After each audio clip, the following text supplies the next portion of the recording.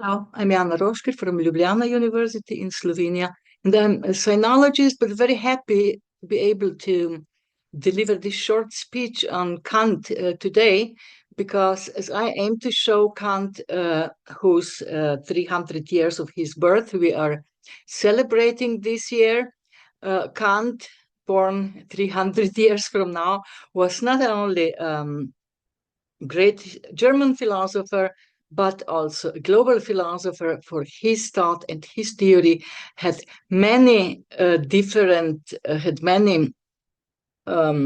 important implications and influences in many parts of the world, including China. So I will show now, I aim to show a short reception of his thought in the Middle Kingdom, in the so-called Middle Kingdom. Okay, so Immanuel Kant's works are widely acknowledged, of course, as part of the global philosophical canon, and this status is also being recognized in China. Some Chinese scholars, as we can see, even consider his writing to be part of the shared cultural heritage of humanity.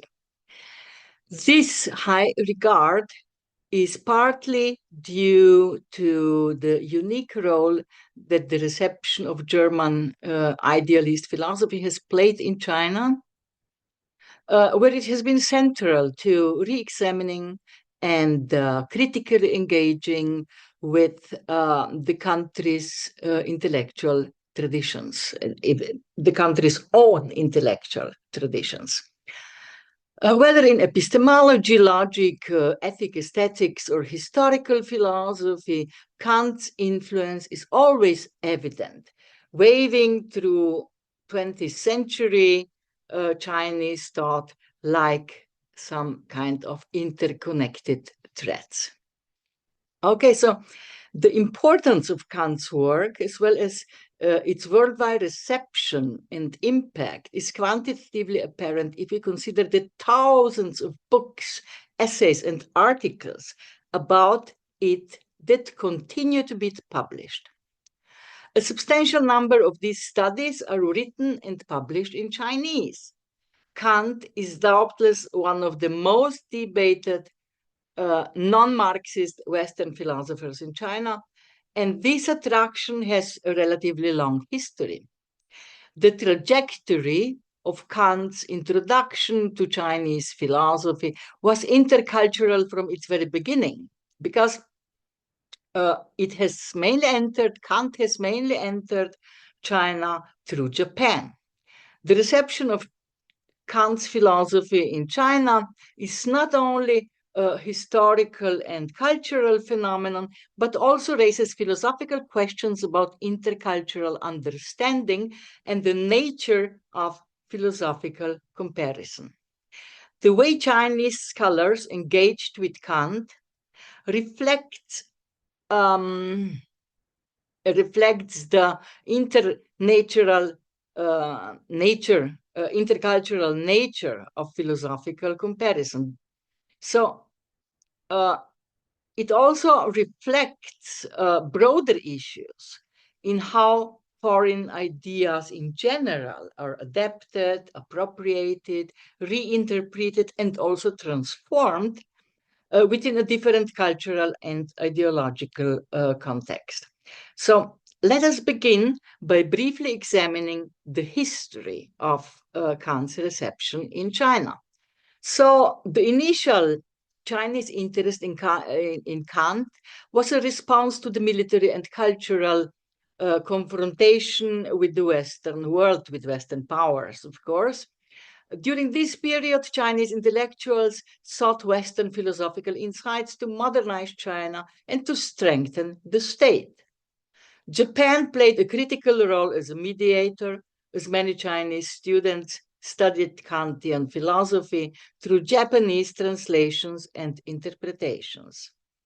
Between 1903 and 1904, Liang Qichao published a series of articles and in the journal Xinmin Zongbao, and this series was entitled in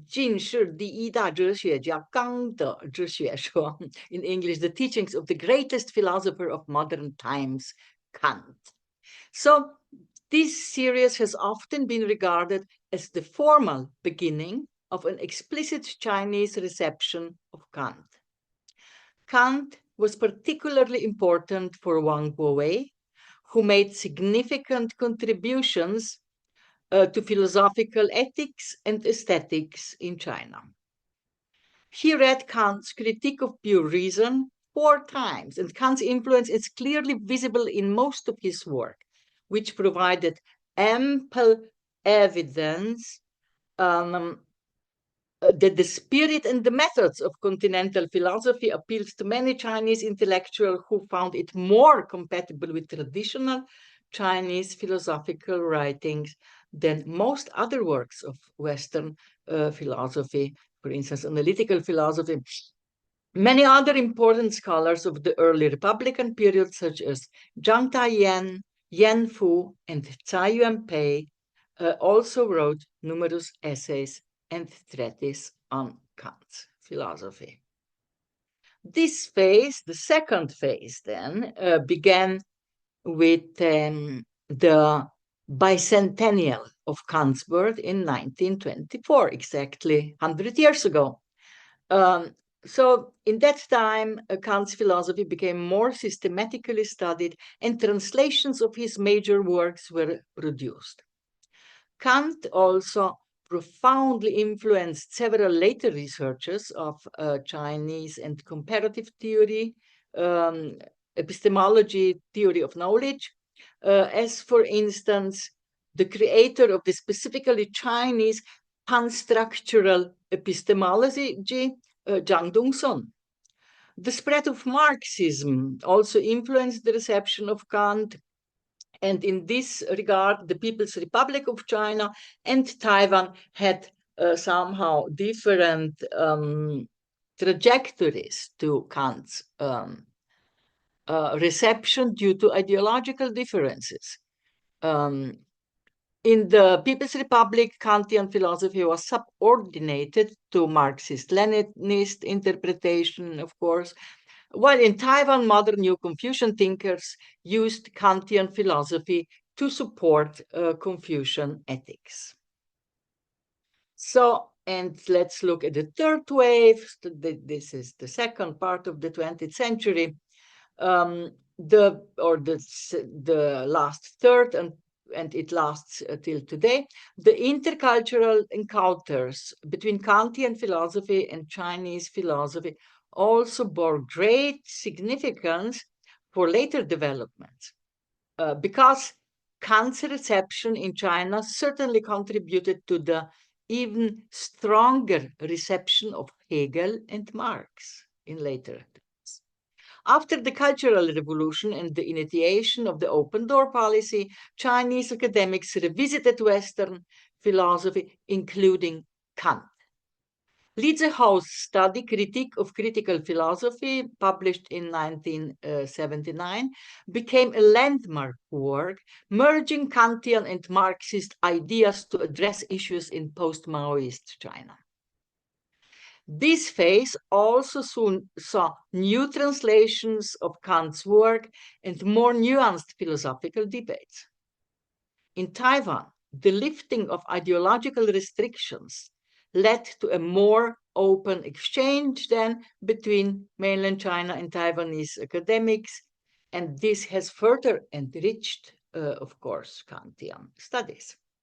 At the same time, modern New Confucians like Mo Zhongshan elaborated upon Kant's ethics, aiming to combine his theory with revived and modernized versions of philosophical Confucianism. So in the following, I will briefly introduce their respective elaborations on Kant's transcendental philosophy, Li Zihou's and Mo Zhongshan's, and their different modes of synthesizing it into the framework of modernized Confucianism. But first, let us examine the main reasons for Kant's popularity among the modern Chinese philosophers. So, at first glance, This Chinese interest in Kant is rather surprising. However, after a more detailed view, there are indeed numerous similarities, particularly between Kantian um, and Confucian philosophy. Some above mentioned series of articles, like Lang Chichao's articles, stressed the similarity between Kant's transcendental philosophy and Chinese philosophical traditions, such as Buddhism and the Buddhist-inspired Neo-Confucianism, especially regarding the concepts of ultimate reality and the innate knowledge. But we can say that, on the other hand, most parallels can doubtless be found between Kantian and Confucian ethics. They are not limited to the general fact that both discourses deal primarily with ethics and moral philosophy. It is, for instance, well known that virtues such as humaneness, in Chinese, ren, and reciprocity, in Chinese, Shu, are not only cornerstones of Confucian thought, but also appear in a prominent role, of course, in a slightly different form, in Kantian ethics. Let's take a look why.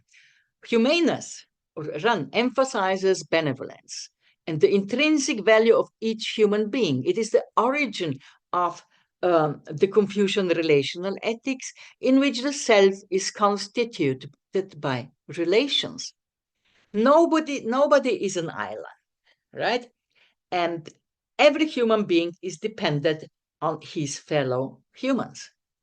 This is expressed already through the etymology of the character Ran, which we can see in this slide, and which consists of a part on the left side, which means a human being, and the part on the right side, which expresses two or plurality. No human being can come into life or survive by him or herself. So in the Analects, we can find the many quotations like that. For instance, the master said, virtue is not left to stand alone. He or she who practices it will have neighbors. So Ran means also to love all human beings. Fanche asked about humaneness, and the master said it is to love people. So this can be compared to Kant's concept of humanity as an end in itself, expressed in the second formulation of the categorical imperative, which we can see in this slide. But so we can conclude that both Confucian Ren and Kant's humanity as an end in itself emphasize respect for human dignity and the moral obligation to recognize the worth of others, of other people. But the Confucian love to all human beings, on the other hand, is also deontological. It is tightly linked to Confucius' self-control. Humaneness, says Confucius, is to overcome ourself and to return to propriety. And the golden rule is in Confucianism formulated in a negative way. The Analects read, do not do to others what you would not wish done to yourself. But of course, this is universalizability. Sorry. And it parallels Kant's universalizability principle, where one must act according to a maxim that can be consistently willed as a universal law. As we all know, the most famous formulation of the categorical imperative is act only according to that maxim, whereby you can at the same time will that it should become a universal law. So the Confucian notion of reciprocity, Shu, also involves a principle similar to the golden rule, to such a golden rule, which encourages individuals to consider other perspectives and act accordingly. While Shu focuses on emphatic understanding,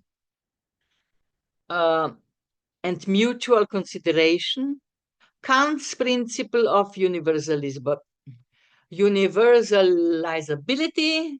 Sorry again, it is a difficult word to pronounce for a Slovene scholar, requires this universalizability requires a similar reflective process, imagining whether one's actions would be acceptable if applied universally to all individuals, right?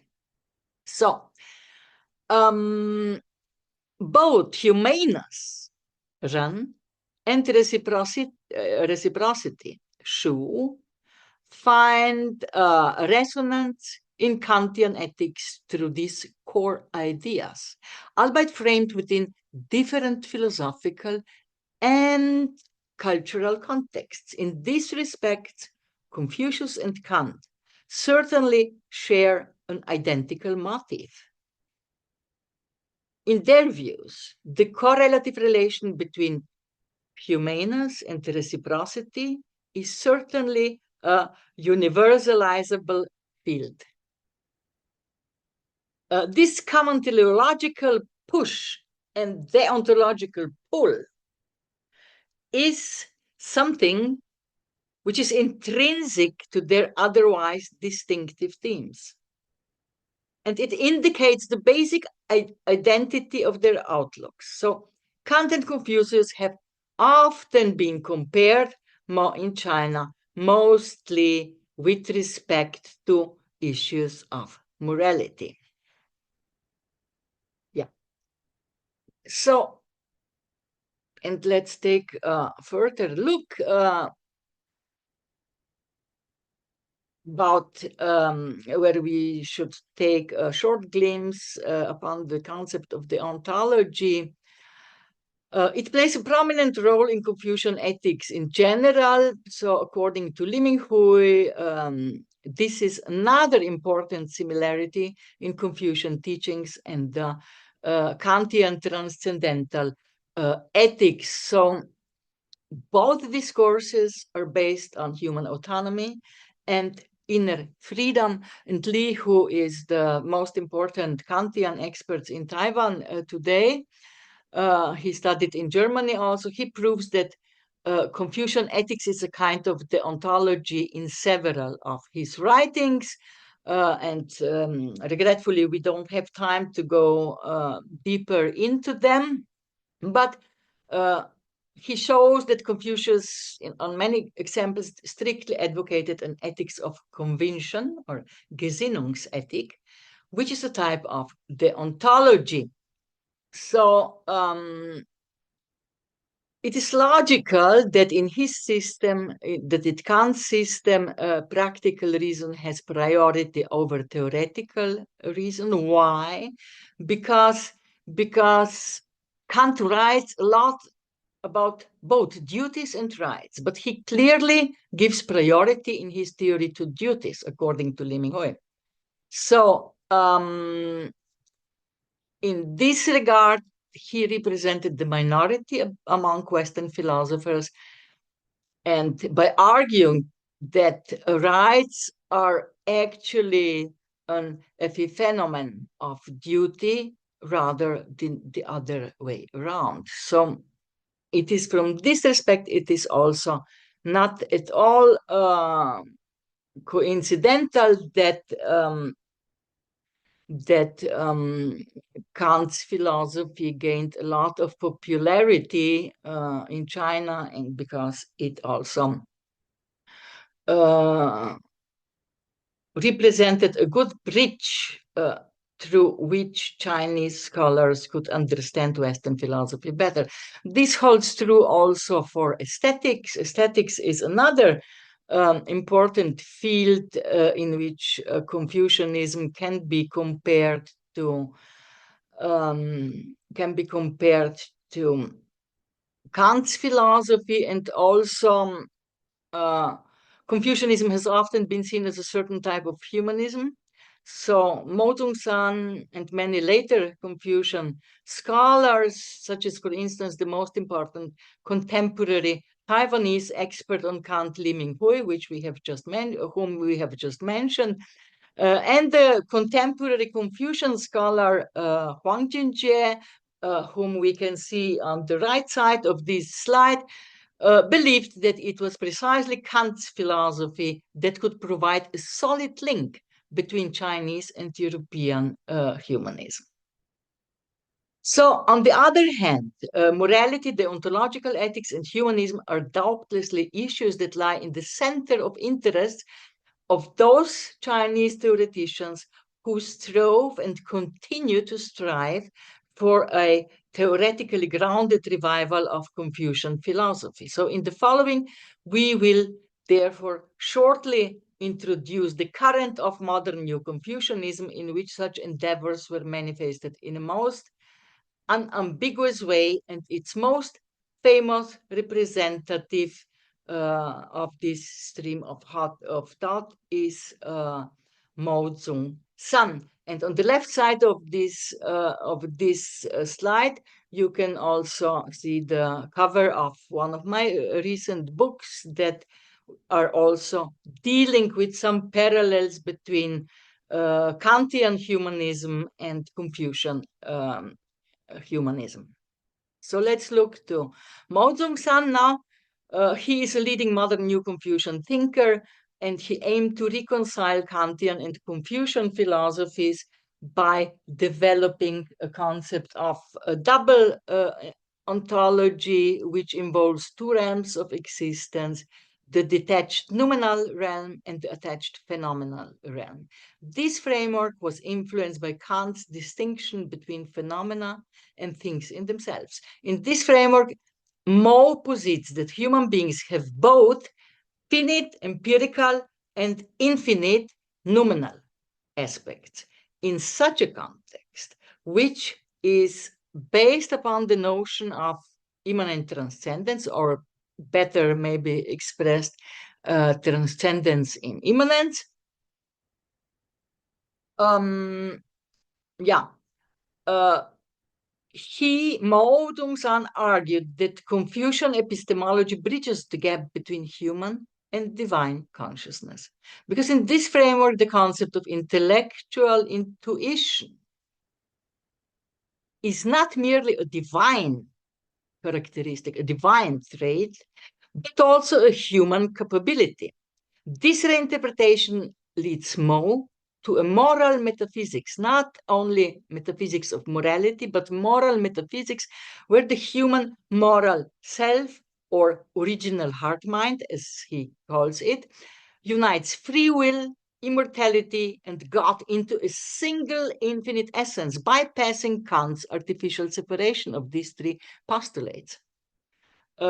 In this context, Mao challenges Kant's emphasis on God as the necessary mediator for achieving the highest good, summum bonum, and moral development. He believes that the Confucian approach offers a non-theistic alternative that grounds morality in humaneness and self-cultivation. And now let's take a look to Li Zihao, who is another important contemporary Chinese philosopher who passed away sadly 2 years ago.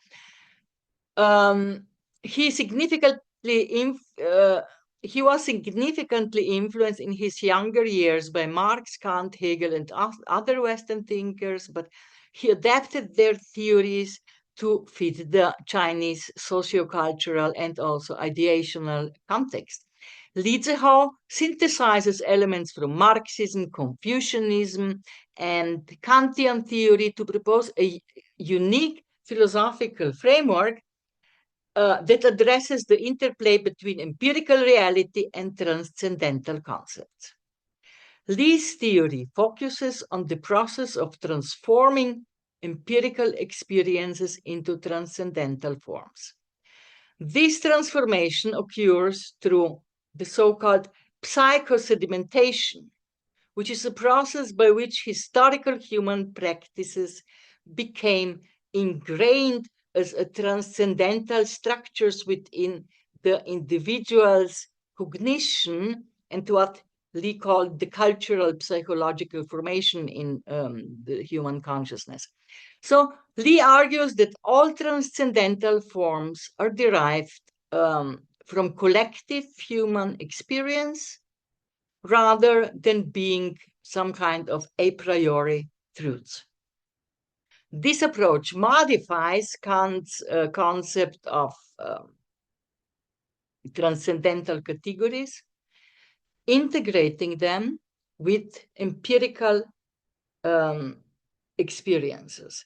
So Lee uses Kantian categories as a foundation, but criticizes Kant's rigid separation between empirical and rational elements. He proposes a more integrated approach where transcendental structures emerge from empirical practices. Unlike Kant's two-world view, Lee proposes a one-world framework in which empirical and transcendental elements are interdependent and dynamically interact with each other. So Lee's transformation of the empirical into the transcendental has significant ethical implications, of course. He reinterprets Kant's categorical imperative and he aligns it with traditional Chinese ethical concepts of liangzhi, or inner inborn knowledge. In Lee's framework, ethical norms are not static a priori principles, but rather the result of an evolving historical process that transforms external norms into internalized values.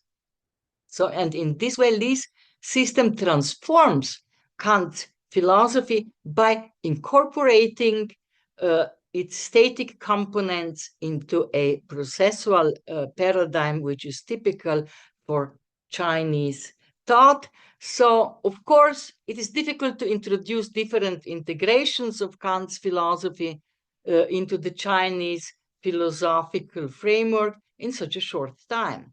Such approaches are tightly linked to the challenges of comparing Western and Chinese philosophical frameworks, which emerge due to differing referential frameworks or paradigms. In this context, we need to acknowledge the fact that Kant's philosophy is rooted in a static and dualistic worldview, whereas Chinese philosophy, as represented by both Lee and Mao, as we have seen, adopts a holistic approach that emphasizes process and dynamic relationality. And now to conclude, the works of Lee, Mao, and other modern and contemporary Chinese philosophers are not merely adaptations of Kantian thought, but at the same time reinterpretations that seek to synthesize Western and Chinese philosophical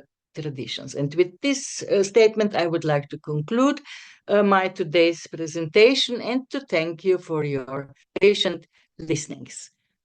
Thank you very much.